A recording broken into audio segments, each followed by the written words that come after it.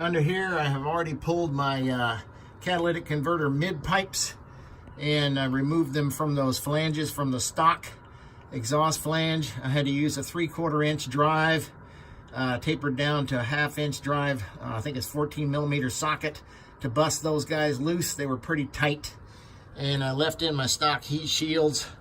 I have also removed the whole old 8-inch BAM system, and as you can see hanging right there, there's my old O2 sensor.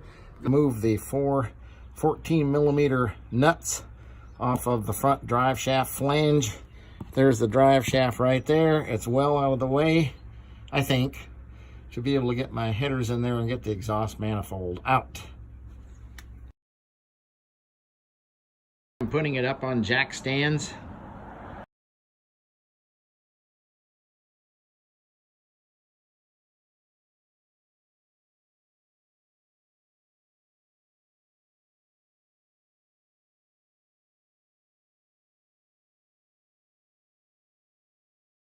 I've removed those shields that go in there. They just pop into a clamp into those holes right there and right there.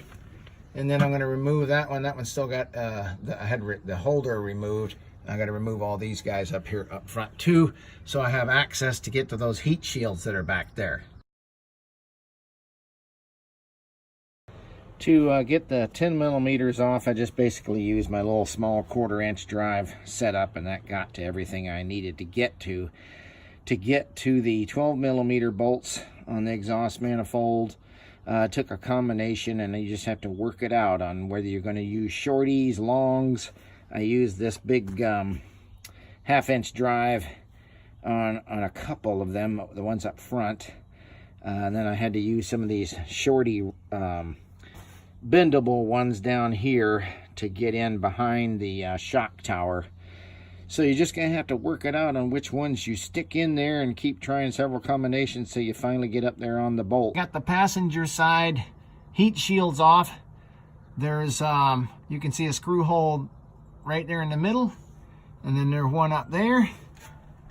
And then there's another one up in there, right there in the middle. So got the heat shield off. Thank goodness. One of them was very rusty and I had to put a 9 millimeter on a 10 millimeter socket. I'm going to pull those 10 millimeter bolts off right there that hold air tubes on. Off that 12 millimeter nut on that side of the back cylinder, passenger side, and up in there, pull that one off. So I'm moving up to the next cylinder. After a little bit of a struggle, I finally got the passenger side off. It's got to go down through that hole down there and you pull it out. On the driver's side, removing heat shields, there's the screw for it right there.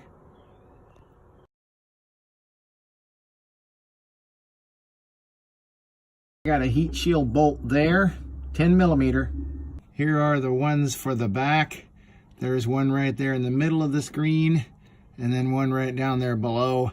I believe that one up on top is so rusted that I'm going to have to put a 9 millimeter on there to get it off, but they're both supposed to be 10 millimeter.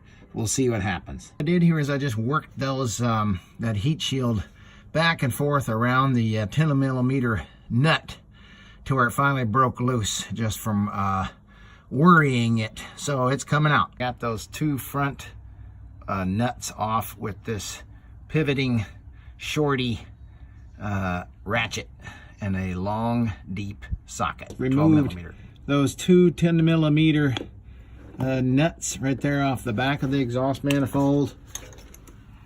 I used a 3/8 drive with a long 10 millimeter socket to get that baby out, those two guys out. Driver's side, I was able to get to that nut right there by coming across right here, across this line and angling it up like that.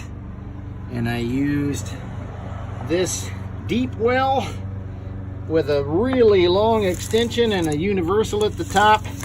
And then I got my 1/2 inch persuader on the bottom with an adapter. Okay, that 12 millimeter that's tucked up underneath behind the shock tower here. I'm using a long 1/2 inch drive shrunk down to a 3/8 with a long deep well on it. and I'm actually having to push against all this stuff back in here, so just be careful. That one right there was a bugger bear, and just do your best with a socket and any kind of combination. I use just a little bit of everything to try to get that guy out. The stud for that guy right there is hidden, and so I had to really finagle to get that guy out. That was my last one I took out. And so what I did was I took off this brake line right here. There's the bolt for it right there. And then I also removed this brake line right here.